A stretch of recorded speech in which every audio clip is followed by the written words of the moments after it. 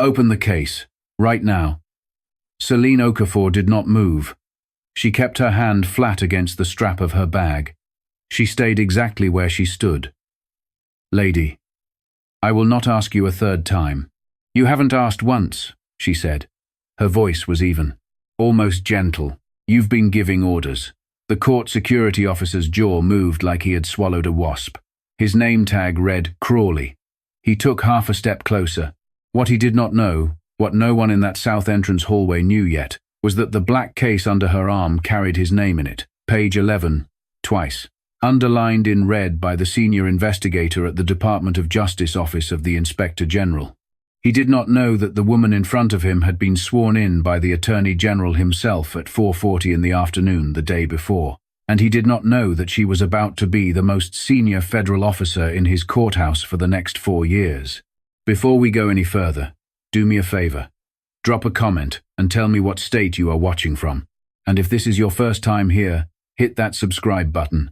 Because tomorrow I am telling you the story of a 73-year-old retired postal worker who walked into a Cadillac dealership wearing house slippers. What happened next made the manager call corporate. Now let me take you back about 6 hours. Selene Okafor had been driving since just after 10 the night before.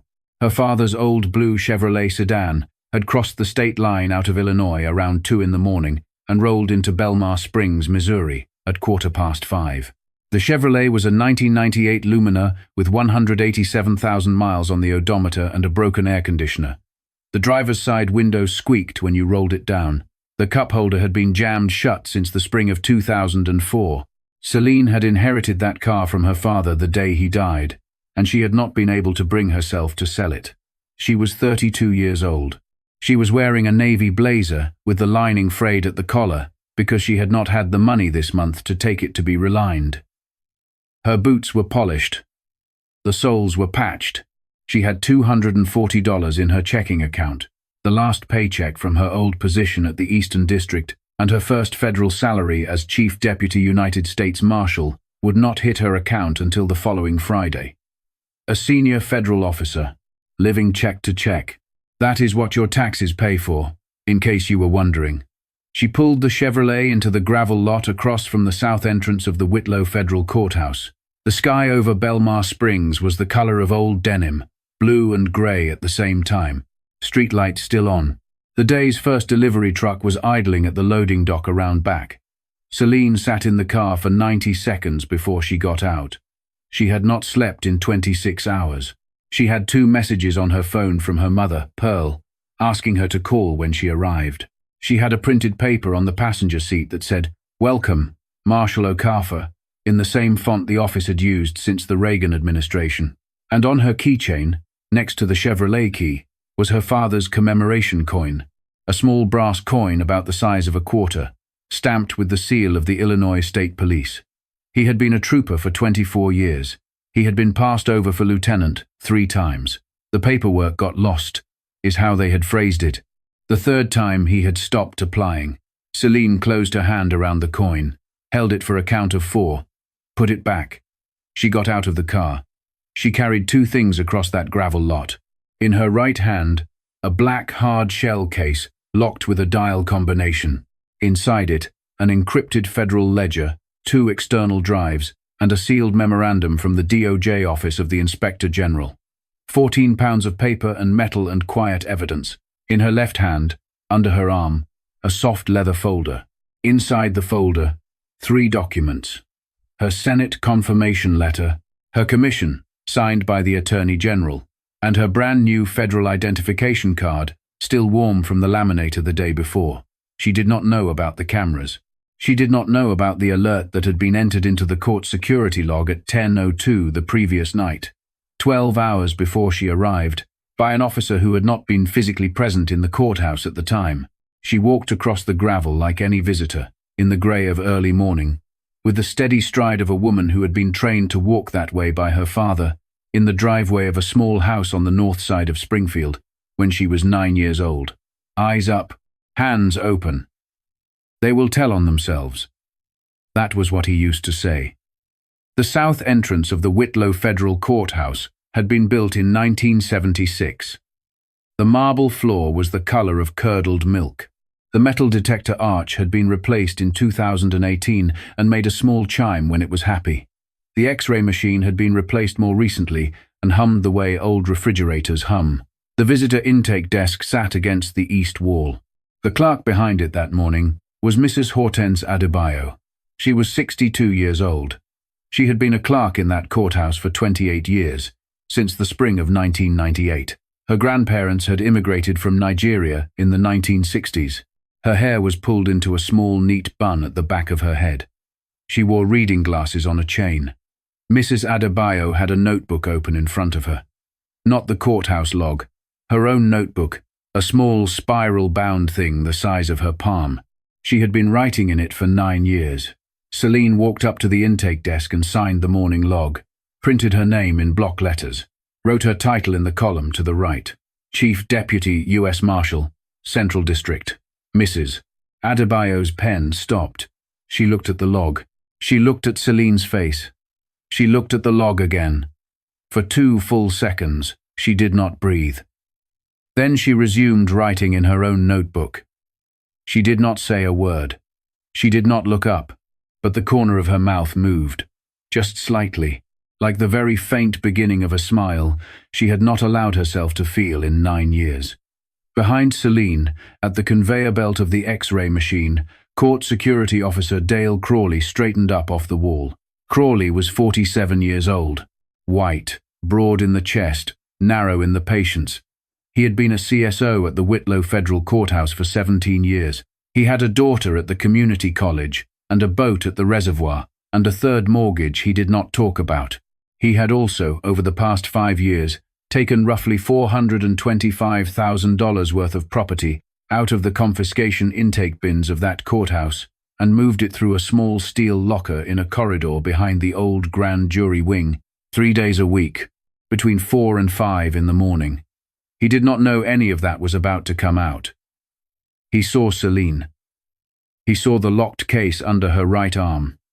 He saw the soft leather folder under her left. He looked at her like she had walked into the wrong building. Beside him, leaning on the conveyor belt with his arms folded, was Court Security Officer Trent Bowden. Trent was 29 years old. He had been at the courthouse for 2 years. His uncle had gotten him the job. His uncle was named Dale Crawley. Trent smirked. He smirked the way young men smirk when they want an older man to think they are tough. "Look at her," Trent said, low, sideways to Crawley, standing there like she lost her purse. Crawley snorted. Selene set the black case on the conveyor belt. She set the leather folder beside it. She put her bag through the X-ray. She walked toward the metal detector arch. "Hold up. Step over here." Selene stopped. She turned. Crawley pointed at her case. 2 fingers, like he was telling a dog to sit. "Open that for me." "I will be happy to," Selene said, "as soon as you tell me on what basis." Crawley's eyes flicked to Trent. Trent grinned. "On the basis that I am telling you to." "That is not a basis," Selene said. "Soft, calm, that is a sentence." Trent laughed out loud. He covered it with his hand, but he laughed. Crawley took 2 steps forward. He picked up the black case off the conveyor belt. He set it on the inspection table to his right. The inspection table was steel, scratched, bolted to the floor. He flicked the latches. They held. "It is a court-secured case," Selene said. "There is an authorization seal on the underside. I do not see it. You did not turn it over." Crawley did not turn it over. He picked up her tote bag instead, the one that had gone through the X-ray. He dumped it. The contents went sideways across the inspection table. Her wallet, a travel pack of tissues, a paperback she had been reading on her old commute, dog-eared at page 112, a small zippered makeup pouch with her toothbrush in it, her phone charger, her press card from a federal communications office in Washington, and the small leather badge case. It hit the edge of the inspection table, bounced off, and skittered across the marble floor. It stopped under the X-ray conveyor, 4 feet from Crawley's boots. The badge case was the size of a checkbook. It was stamped on the outside, very faintly, with a small 5-point star. Crawley did not see it, but Selene saw it, and on a bench against the west wall of the security hallway, An elderly woman in a beige raincoat saw it too. She was sitting with a younger man, her grandson, who had a docket appearance scheduled for 9:15 that morning. The woman's name was Bernice Akebe. She was 71 years old. She had been a public school teacher in Birmingham, Alabama for 38 years. She had retired the previous summer and moved north to be closer to her son, who was a chiropractor in Belmar Springs. Bernice Akebe had been watching the security checkpoint since she sat down. Habit. 38 years of teaching at an underfunded middle school had given her the habit of watching everything in a room. She had seen Crawley dump the case. She had seen the small leather star case slide across the floor. She had seen Crawley's boot move toward it, almost casual, like he was repositioning his weight, and nudge it further under the X-ray machine, where no one walking past would notice. Bernice Akebe reached into her tote bag. She took out her phone. She did not raise it. She held it flat against her thigh. She tilted the screen toward Crawley. She tapped record. Now I need you to pause with me for a second, because what is about to happen here is the thing the whole rest of this story turns on, and I want you to remember the angle. Remember where Bernice is sitting. Remember the polished glass of the partition behind the metal detector. Remember how light bends in glass, because something is about to be reflected in that glass that Crawley does not know is being recorded. Okay, back to it. What is in the case? Crawley said. Not a question. A statement. Federal documents. Federal documents. He said it slowly, like he was tasting the words to see if they had a flavor he recognized. Who do you work for, ma'am? I have credentials in the leather folder you have not opened. I asked you a question. I am answering it. The credentials are in the folder. Open it. Crawley did not open the folder. This is the part of the story where, if you have ever been pulled over for nothing, or stopped in a store you were spending money in, or watched somebody in your own family go through it, you are going to feel a particular kind of tired, because you already know how this scene goes. Step away from the table, Crawley said. I am not in the way of the table. Step away. Selene took one step back. Her hands were open at her sides. Her father's voice was in her head, quiet, steady, from the driveway of the house on the north side of Springfield. Eyes up, hands open. They will tell on themselves. Behind Crawley, the door from the lower corridor opened and Senior Court Security Officer Bo Tatum walked through it. Tatum was 51 years old. He was Crawley's supervisor. He was also the one who had entered the suspicious person alert into the system at 10:02 the night before, 12 hours before Selene's arrival, while sitting at his kitchen table in LeMay. Tatum looked at the inspection table. He looked at the dumped contents. He looked at Selene. His face did not change. He smiled. He smiled the way a man smiles in a hospital waiting room when he wants you to believe everything is going to be fine. Good morning, ma'am, he said. I am Sergeant Tatum, senior officer on this checkpoint. There seems to have been a small alert in our system this morning. Nothing to worry about. We just need to clear it up. I am not a Sergeant Tatum's ma'am, Selene said, and I would like to see the alert. Tatum's smile pinched at the corners. We do not show alerts to the subject of the alert. It defeats the purpose. The subject of an alert, Selene said, is a status that requires probable cause to apply. Tatum tilted his head.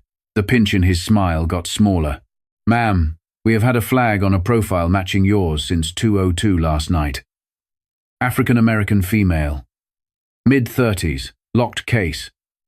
Acting nervous. I am 32. Pardon. I am 32, not mid-30s, and I am not acting nervous. I am standing in your hallway answering your questions. There was a sound from the bench against the west wall. A small, dry sound, like a cough that was actually a laugh. Mr. Theodis Ainsley was sitting 2 seats down from Bernice Akebe. He was 68 years old.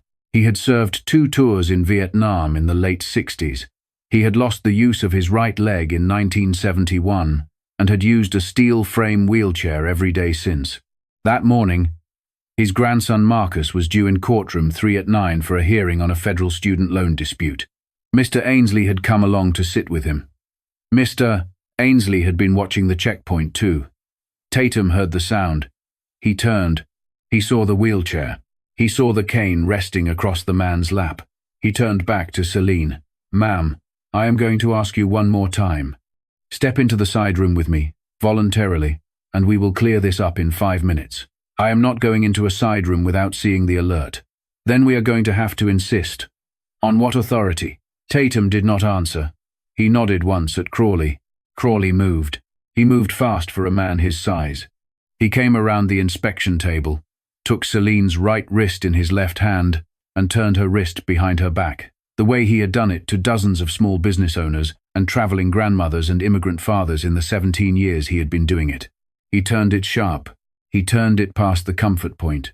Her shoulder muscle went tight, and then it tore, just slightly, along the joint, the way muscle tears when you are too tired and dehydrated to absorb the torque. Selene's breath caught. It was the only sound she made. She did not cry out. She did not pull away. Eyes up, hands open. They will tell on themselves. Officer, the voice came from the bench. Mr. Theodis Ainsley had wheeled himself forward 2 feet. His cane was now upright, balanced on the footrest of the chair. His eyes were on Crawley. Take your hands off her. Tatum stepped between Mr. Ainsley and Crawley. He raised his palm. The smile was still there. Sir, this is an active federal matter. Please return to your seat. I am sitting on a public bench in a public hallway watching a public servant assault a citizen, Mr. Ainsley said. I am exactly where I am supposed to be. Sir, take your hands off her. Bernice Ashabey's phone was still recording. She had tilted it now, just slightly. The lens of her phone was pointed at the polished glass partition behind the metal detector arch. The partition was 8 feet wide and ran from waist height up to the ceiling. It had been installed 3 years ago when the courthouse upgraded its security infrastructure. In the glass, you could see everything behind it. In the glass, at that exact moment, you could see Bo Tatum's body angled toward Mr. Ainsley, with his back to the inspection table. In the glass, you could see Tatum's left hand, the one Mr. Ainsley could not see from his angle, the one Selene could not see because her face was turned the other way by Crawley. You could see Tatum's left hand slide along the side of the inspection table. You could see his fingers go inside Selene's open black case. You could see them come out closed. You could see his hand move to the inside of his uniform jacket. You could see his hand come back out empty. Bernice Achebe did not move. She did not change her grip on the phone. She did not change her face. She just kept filming. Cuff her, Tatum said. Crawley pulled Selene's other wrist behind her back. The cuffs went on. They went on too tight. The edges bit into her skin, and the metal was cold. You are being detained for non-compliance with federal courthouse security procedures, Crawley said into her ear. He sounded almost pleased. Note the time, Selene said. Calm, steady, voice carrying enough to reach Bernice on the bench. 5:41 in the morning. Note the officers, Crawley and Tatum. Note that I have not been shown an alert. Note that I have not been shown probable cause. Note that I asked twice. Mr. Ainsley, on his bench, took out a small spiral notebook from the pocket on the side of his wheelchair. He wrote it down. Time, names, the exact phrase Selene had said. He had been a clerk typist in his second tour. Old habits. Crawley walked Selene toward the side door labeled Holding, Authorized Personnel Only. Tatum followed. Trent Bowden pushed off the wall and followed Tatum, that smirk still living on his face like he had paid rent for it. As Selene passed the bench, Mr. Ainsley raised his head. Their eyes met for half a second. He gave her a small nod. The same nod black men have been giving black women in public hallways in this country for 150 years. The nod that says, I see you. I am watching this. I will remember. Selene held his eye for that half second. Then she was through the door. Bernice Achebe lowered her phone into her tote bag. She did not stop the recording. She just lowered it. Across the hallway, at the intake desk, Mrs. Hortense Adebayo took her notebook in both hands and held it for a moment against her chest, the way you hold a small living thing. Then she opened it again and began to write. The holding room behind the south checkpoint was 8 feet by 10 feet. There was a steel table bolted to the floor, 2 chairs, a camera in the upper corner of the room, above the door. The camera had a red indicator light. The red indicator light was off. The light had been off in that room for 2.5 years. Maintenance had logged the bulb replacement request 7 separate times. The work order kept getting closed without the work being done. The man who closed the work orders was Bo Tatum. Crawley sat Selene down in the chair facing the door. He did not take the cuffs off. He stood behind her. Tatum sat in the chair across from her. Trent Bodin leaned in the doorway, arms folded, smirk still in place. "Bet that hurts," Trent said, cheerfully. "Should have just opened the case." Selene did not look at him. Tatum opened a small notepad. He clicked his pen. "Ma'am, let us make this easy." Selene said nothing. "Sign a statement that you walked through this checkpoint with unverified federal materials and that you misunderstood the procedure. We will file it as a procedural confusion. You will be out of here in 20 minutes. You will not see us again. You will not see this room again. And if you have somebody you are trying to impress in this courthouse this morning, you can still get there in time to impress them." Selene tilted her head, slightly. "And if I do not sign, then we will need to walk you in front of the duty magistrate this afternoon. Federal charges: impersonation of a federal officer, possession of fraudulent credentials, tampering with a federal investigation. You have not opened my credentials. Pardon. You have not opened the leather folder. You have not looked at the credentials. Nothing in this room, including you, has any idea what is fraudulent." Tatum's smile thinned. He set down his pen. "Where is the leather folder?" "On the inspection table where Officer Crawley left it." Tatum looked over Selene's shoulder at Crawley. Crawley shrugged. Tatum's jaw worked. He stood up. He walked out of the holding room. He came back 40 seconds later carrying the leather folder. He sat back down. He set the folder on the steel table between them. He opened it. He read the first page. His face did not change. Not yet. He read the second page. His face still did not change, but the smile that had been living in the corners of his mouth like a small dog he kept under a blanket, the smile slid off and did not come back. He read the third page. He read it twice. Then very slowly, like a man trying not to spill something, he closed the folder. He looked up at Crawley. He did not speak. Crawley, standing behind Selene, felt something cold move down the back of his neck.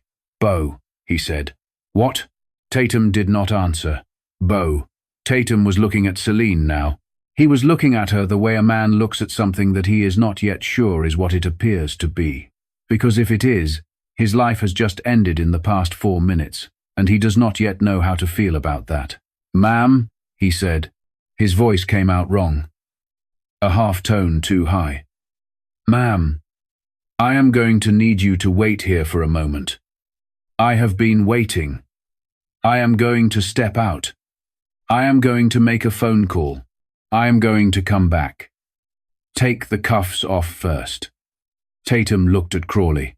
"Take them off." Crawley took the cuffs off. His hands were not steady. The cuffs scraped. Selene rubbed her wrists. The marks were bright red, raised, and they had cut the skin in 2 places. She did not say anything about them. She put her hands back in her lap. "What I just heard you offer me in this room," she said, evenly, "to Tatum, is felony coercion of a federal officer.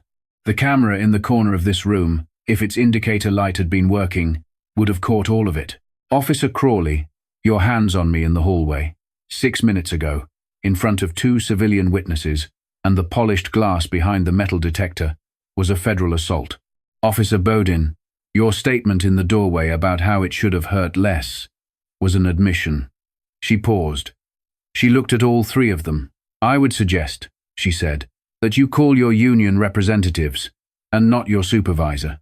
The holding room was completely silent for about 4 seconds.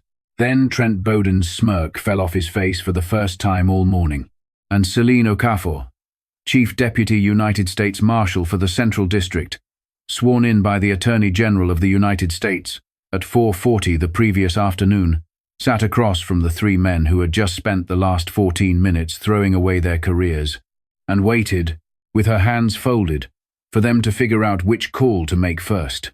Tatum did not call his union representative. He called Chief Reuben Faulkner. Reuben Faulkner had been Chief CSO of the Whitlow Federal Courthouse for 9 years. He was 61. He had a permanent sheen of sweat at his hairline. He arrived in the holding room 4 minutes after Tatum's phone call. He had not put on his uniform jacket. His tie was crooked. Marshal Okafor. He extended his hand. Selene looked at it. She did not take it. Chief Faulkner. This is a tremendous miscommunication. A tremendous one. Our officers received an alert through proper channels last night. They were doing their job. The alert, Selene said, was entered at 10:02 yesterday evening, 12 hours before my arrival in this state. The officer who entered it was the same officer who detained me. The officer who detained me has not been able to explain how he knew I would be carrying a locked case, since that detail does not appear in any communication my office made public. Faulkner's mouth opened, closed, opened again. Chief, she said, I would like you to bring up the access log for the morning of June 3rd, the day before yesterday, between 2 and 3 a.m. I would like you to read me, out loud, the names that appear on the badge swipes for the sealed evidence intake hallway. I have reason to believe you will recognize them. Faulkner did not move. Chief. Marshal. I think we should let our legal department. I am going to make this easier for you. I would like you to bring me senior records, Clerk Cyril Mensa, from the basement archive, right now. Faulkner blinked. Marshal, Mensa was reassigned to records 4 years ago. He does not interact with active matters anymore. Right now. Chief Faulkner. There was a moment, the kind of moment that decides a man's life. Faulkner had been chief CSO for 9 years, and he had made the decision to look the other way in 500 separate moments, and the moments had compounded the way bad interest compounds. And now there was a federal officer in his holding room, with her wrists scraped open from his subordinate's handcuffs, and a leather folder open on the table between them, with the Attorney General's signature inside it. Faulkner left to go get Cyril Mensa. Selene stood up. She picked up the leather folder. She held it against her ribs. She walked out of the holding room. Tatum and Crawley and Bowden did not follow her. They did not look at each other. They sat there in that small steel room like 3 boys who had broken something in their mother's kitchen. Out in the south entrance hallway, Bernice Achebe was still on the bench. Her phone was back in her tote bag. Mr. Theodis Ainsley had been wheeled by his grandson down to courtroom 3. Bernice watched Selene walk past. Selene caught her eye. Selene nodded. Bernice nodded back. Selene walked out the south entrance. Across the gravel lot. To the blue Chevrolet. She got in the driver's seat. She closed the door. She put both hands on the steering wheel. She breathed. Now here is the part I want to slow down and tell you about. Because if you have ever come out of a room where somebody put their hands on you, or a phone call where somebody said something you cannot ever unhear, you know this part. This is the part where you sit somewhere very small and very quiet, and you let your body shake because you would not let it shake in front of them. Selene let her body shake. It lasted about 40 seconds. Her shoulders went up, and her shoulders came back down. Her right hand was wet on the steering wheel because her wrist was still bleeding very slightly into her cuff. She wiped the cuff with her sleeve. She took her father's commemoration coin off her keychain. She put it in her palm. She closed her hand around it. She thought about driving back to Springfield. She had $240 in her checking account. She had a cousin in St. Louis who would let her sleep on the couch. She could call the Senate Confirmation Office at 9 and tell them there had been an error. She could ask for reassignment. She could take a year off. She could take 5 years off. For about 90 seconds, Selene Okafor thought about quitting her own appointment in the parking lot of the building she had been sworn in to lead, while her wrist bled into the cuff of her shirt. Then she opened her hand. She looked at the coin. She put it back on the keychain. She got out of the car. She walked back across the gravel lot. Cyril Mensa was waiting for her at the bottom of the courthouse steps. Cyril was 61. He had been with the Whitlow district since the spring of 1995, 31 years. He had been a records investigator for 24 of those years. He had been demoted to the basement archive in 2022 after he refused to redact 2 names from a witness intake file at the request of someone he would not identify. He had been in the basement archive ever since. His nameplate was still on the door of his old office on the second floor, behind glass that had been wiped clean only twice in 4 years. He was wearing a navy windbreaker over a white shirt. His glasses were on a chain like Mrs. Adebayo's. His shoes were polished. He saw Selene, and he did something he had not done since 2022. He straightened his shoulders. "Marshal, Mr. Mensah. Faulkner told me. You asked for me. I do not think he wanted to." I noticed. Cyril looked at her wrists. He saw the cuff marks. He saw the small smear of blood on her cuff. His mouth went tight for a second and then it relaxed. "Where would you like to start, ma'am?" "With the sealed evidence intake hallway, behind the old grand jury wing. I would like to see it before we do anything else." Cyril's eyes did something I want you to remember. They did not light up. They did not register surprise. They did not register fear. They went still, the way the surface of a lake goes still about 10 seconds before a fish breaks it. "Yes, ma'am," he said. "Follow me." They did not go to the sealed evidence intake hallway right away. On the way to the service elevator, on the second floor near the ladies' restroom, Selene heard her name called, quietly, just above a whisper. "Marshal." She turned. Mrs. Hortense Adebayo was standing in the open doorway of the women's restroom, holding the door open with her hip. "A moment, please." Selene looked at Cyril. Cyril did not move.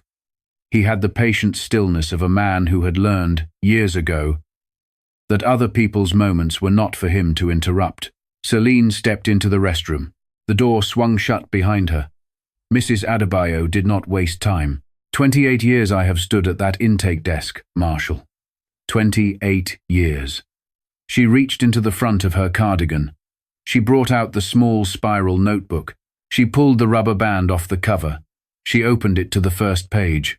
"I started writing this in 2017. The first entry is January 11th. A retired sanitation worker from East St. Louis, named Henry Pugh. He came through the South checkpoint at 9 in the morning to give testimony for his grandson's hearing. He had $1,800 cash in an envelope from his church relief fund. He left without it. Officer Crawley logged it as held property pending verification. It was never returned. I called the property desk 7 times over the next year. They told me the file had been closed." She turned the page. Second entry. March 27th, 2017. A woman named Inez Santos came through with her husband for a citizenship oath ceremony. Officer Tatum told her the $800 money order in her purse looked suspicious. He took it. He told her she could pick it up at the property desk after the ceremony. When she came back, the desk had no record of the money order. She turned the page. Third entry. Stop. Mrs. Adebayo stopped. Selene was leaning against the sink. Her hand was on the edge of the counter. She was breathing carefully. "How many entries are in that notebook?" 231. "Over how many years?" 9. "Almost 10. All Crawley and Tatum. And one other name." Selene looked up. "Whose name?" "Mrs." Adebayo turned to the last filled page. She held it open so Selene could read it.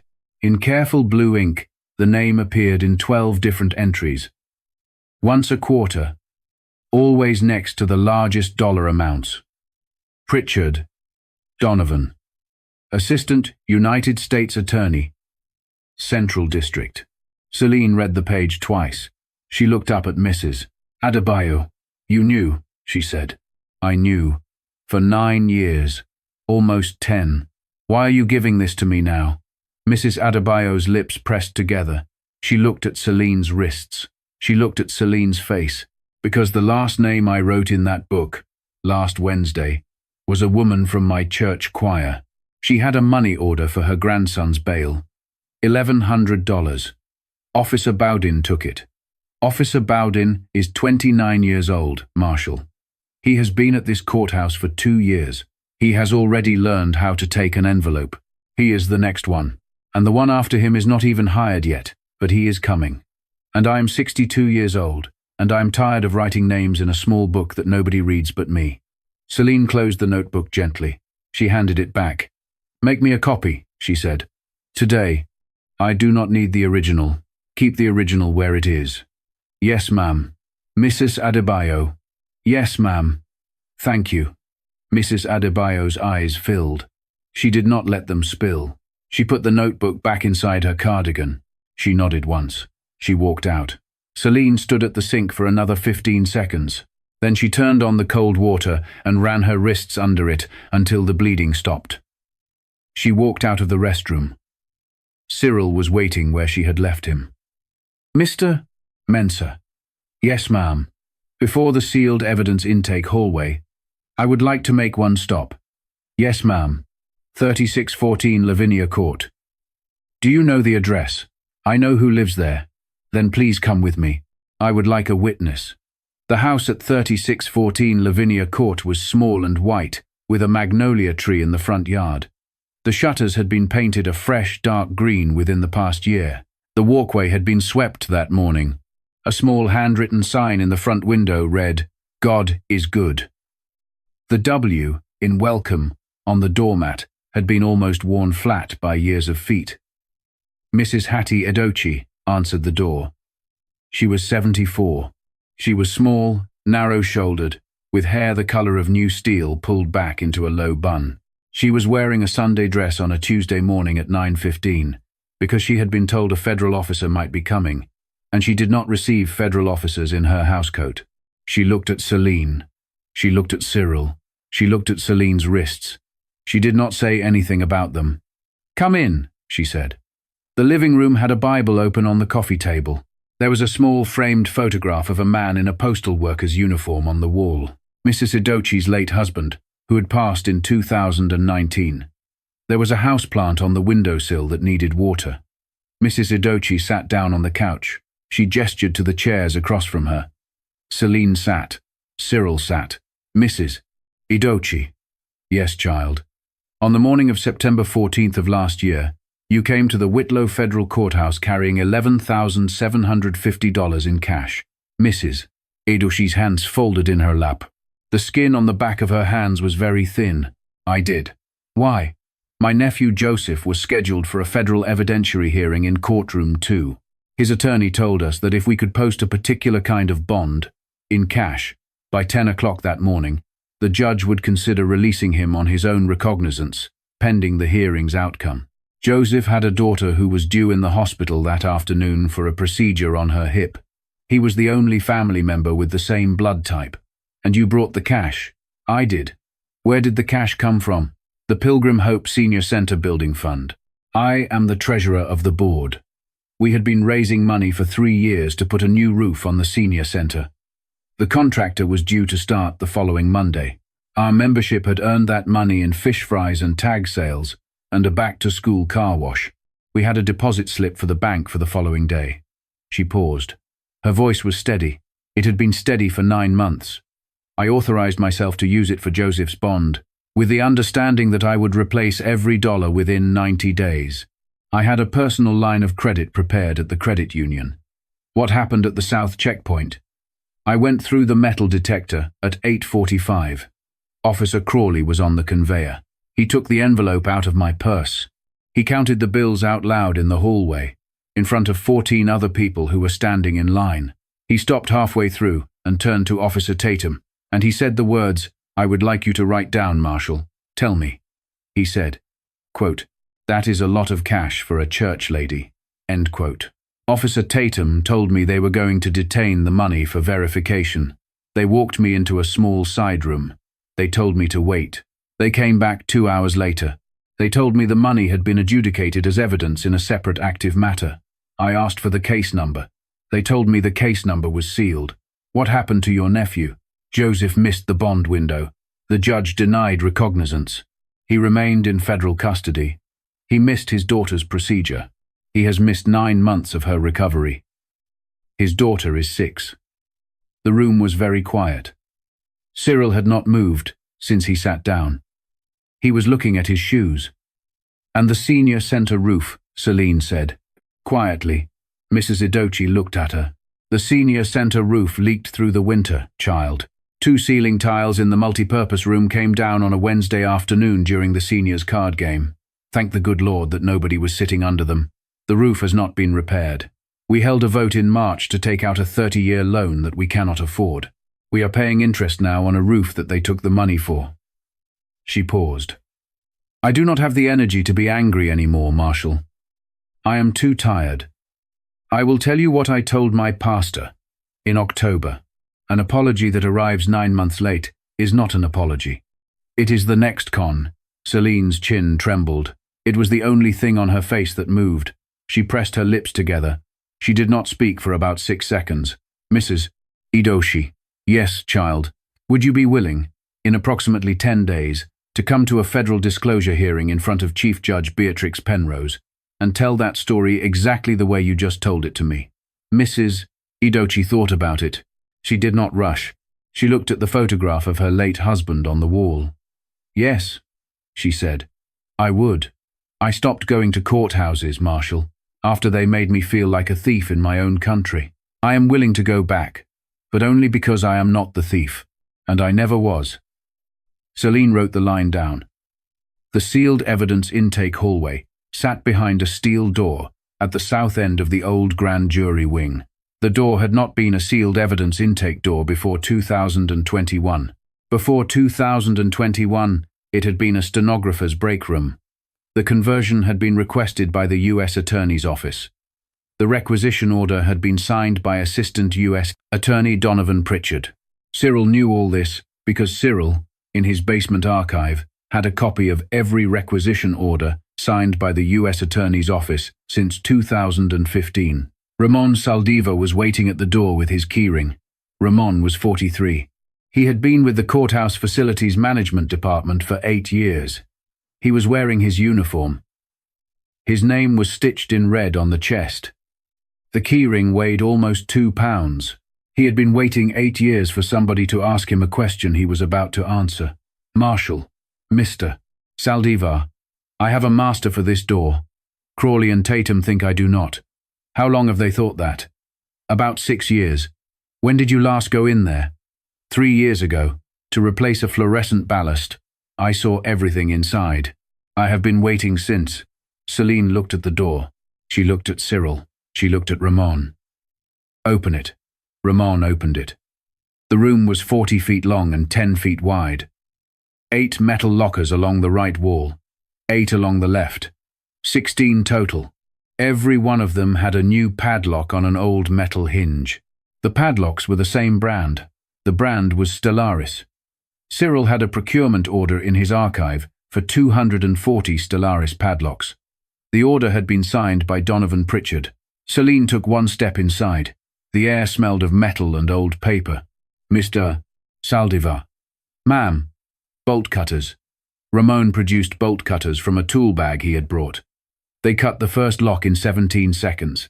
Inside the first locker, 3 watches, a man's wedding ring, an envelope with $260 in mixed bills, a bottle of prescription medication labeled with the name Magdalena Verdugo, a child's sterling silver bracelet engraved with the name Layla. Selene did not pick anything up. She photographed each item. She had Ramon photograph each item from a second angle. Cyril noted each item in a small black notebook. The second locker, the third, the fourth. By the 7th locker, Selene had stopped reacting visibly. Her face was completely still. The muscle in her jaw moved at the rate of about once every 6 seconds. The 9th locker contained the senior center envelope. The envelope was thick brown paper. Pilgrim Hope, Senior Center Building. Fund was hand-printed across the front, in the careful round handwriting of a woman who had once been a high school typing teacher. Mrs. Edeke had used that envelope every Sunday for 3 years. Inside the envelope, $11,750. In rubber-banded stacks of 20s and 100s, Selene held the envelope in her gloved hands for about 4 seconds longer than she held the others. Then she set it back down. She photographed it. She moved on. By the time they had opened all 16 lockers, the catalogued inventory came to $425,000 and change in cash. 21 watches, 7 wedding rings, 83 pieces of jewelry, 64 envelopes of varying contents, 2 passports, 9 prescription medications labeled with names from at least 3 different families, 1 child's bracelet, and 1 military identification card stamped United States Army, dated August 1971, in the name of Corporal Elijah C. Ainsley. Cyril read the last name out loud, twice, before he understood what he had just read. Ainsley, Mr. Mensah. This belonged to a man whose grandson was in this courthouse this morning. I know. Selene took her phone out. She called DOJ Inspector Francis Doyle, who was at that moment 40 minutes outside St. Louis on Interstate 70. She told Inspector Doyle what was in the room. Inspector Doyle told her not to touch the originals. Inspector Doyle told her to seal the room and post a deputy at the door. Selene sealed the room. She did not post a deputy. She did not yet trust any of the deputies at the Whitlow Federal Courthouse. She locked the door with Ramon's master key. Ramon kept the master. She walked out of the old grand jury wing with the leather folder under one arm and her father's commemoration coin in her right hand, where she had been holding it on and off all morning without noticing, like a person fingering a rosary. At 3:42 the following morning, the fire alarm at the south entrance of the Whitlow Federal Courthouse was pulled by a person whose face the building's east side camera would later show, but only partially, because of the angle and the bill of the cap. Standard evacuation protocol triggered. Every interior camera in the building rotated to wide angle automatically. Detail footage was suspended for the duration of the alarm. The alarm lasted 17 minutes. When the building came back online, the sealed evidence intake hallway in the old grand jury wing was unlocked. The door stood 3 inches open. 6 of the 16 lockers had been emptied entirely. Among the missing items, the Pilgrim Hope Senior Center envelope, Mrs. Edoki's $11,750, gone. At 4:11 that morning, Selene's phone rang. She was in her hotel room. She had not slept. She answered on the second ring. The voice on the other end belonged to a deputy from her own newly inherited office, a young man named Reyes, who told her, voice tight, that the alarm had been pulled, and the room had been entered, and the inventory had been compromised. Selene closed her eyes for about 4 seconds. She opened them. She got dressed. She was lacing her boots when there was a soft knock on her hotel room door. 3 men stood in the corridor. 2 of them she did not recognize. The third one she had only ever seen in a single grainy photograph, attached to a memorandum on page 11 of the encrypted ledger in the black case. Assistant United States Attorney Donovan Pritchard. He was 54 years old, white, 6 feet tall, silver at the temples. He was wearing a charcoal suit and a tie the color of old wine. He was holding a paper cup of coffee in one hand and a leather portfolio in the other. He was smiling. He smiled the way Tatum smiled.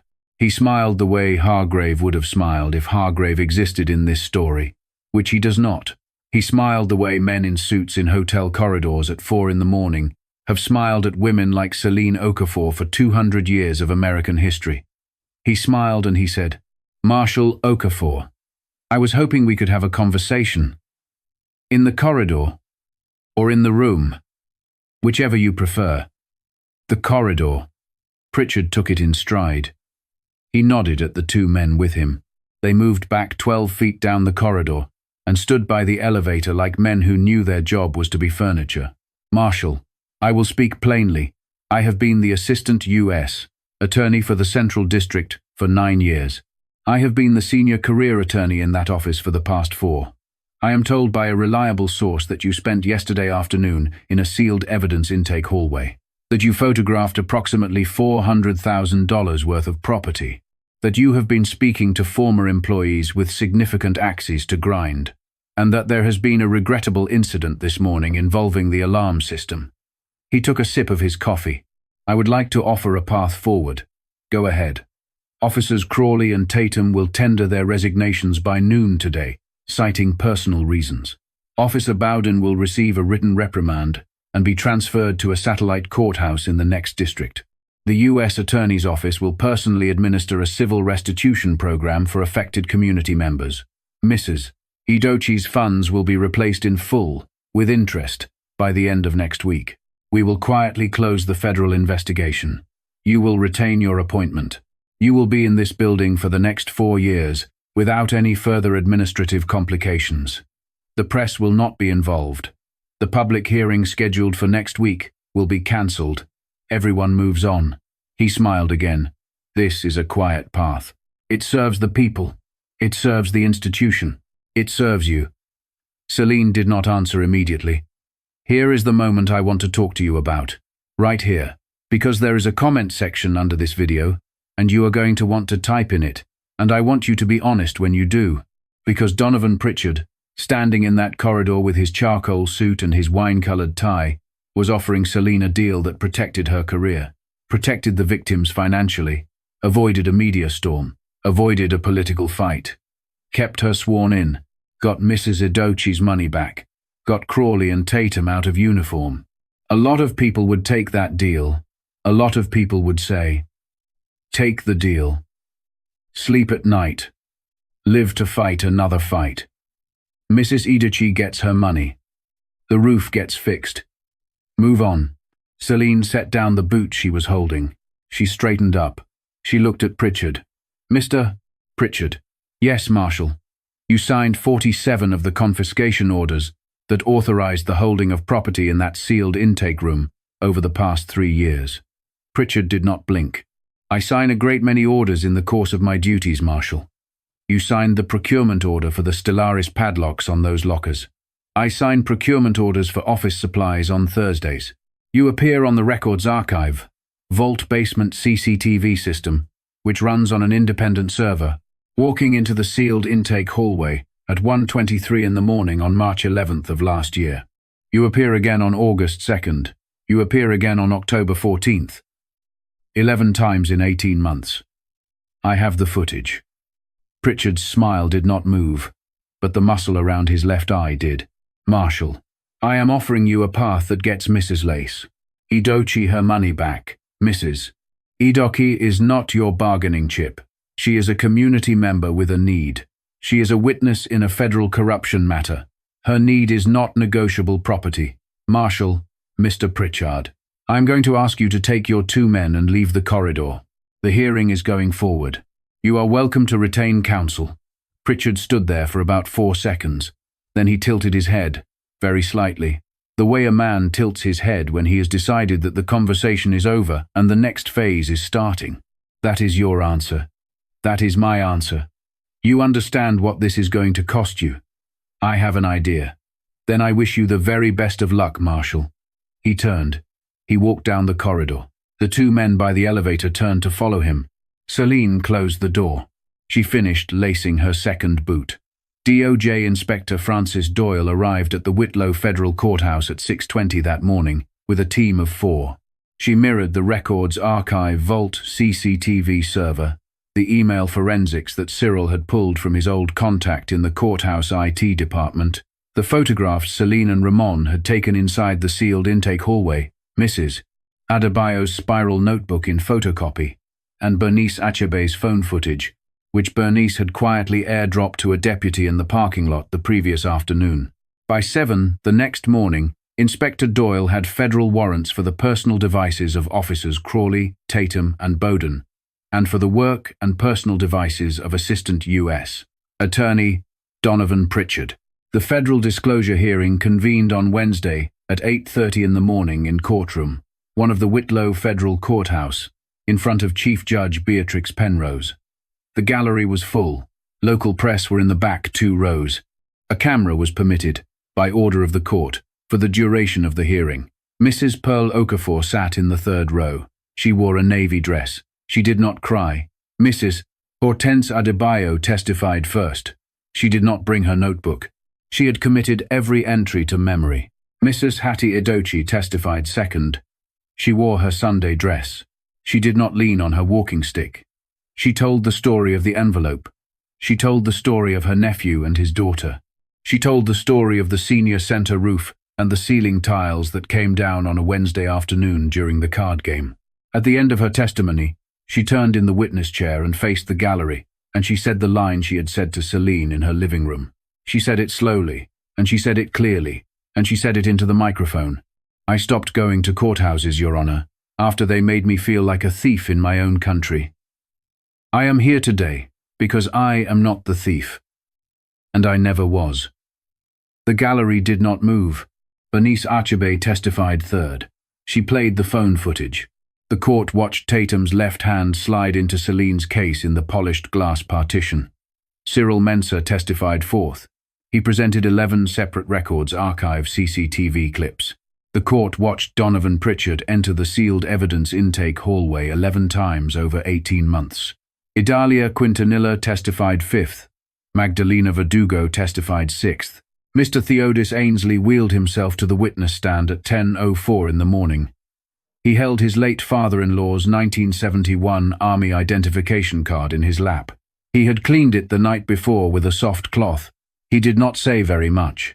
He said, into the microphone, "This belonged to a man named Corporal Elijah Ainsley. He came home from Vietnam in the spring of 1971, with shrapnel in his hip and this card in his back pocket. He brought it through that south entrance metal detector 41 years later, as a senior citizen visiting his great-nephew in the property division.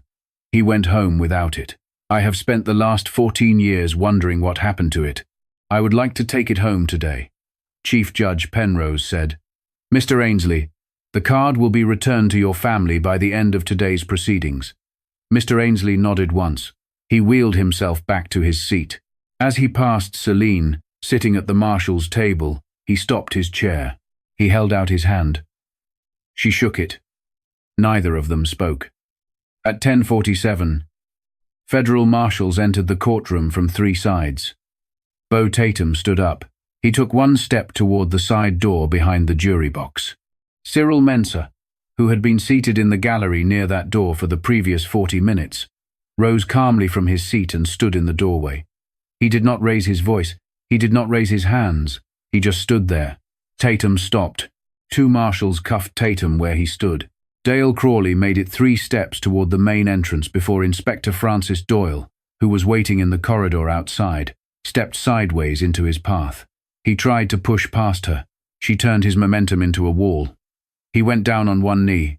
She cuffed him while he was looking at the floor. Trent Bowden, sitting in the second row of the gallery in a dark suit his uncle had bought him, did not move. He did not even try. He held out his wrists like a man who had been practicing in the mirror that morning. Donovan Pritchard was the only one who tried to talk. "This is procedurally improper," he said. "I am an officer of the federal court. I have not been formally." Inspector Doyle, standing in front of him, opened a folder and began to read.